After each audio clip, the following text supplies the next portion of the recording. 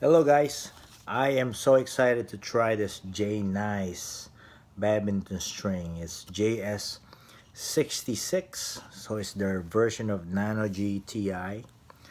It says in here the control is 9 out of 10, the durability is 5 out of 10, the hitting sound is 10 out of 10, the repulsion power is 8 out of 10, and the shock absorption is 7 out of 10. So I strung my Yonex Arcsaber Z slash, and it's at 27 by 29 pounds. Here's the sound check, guys.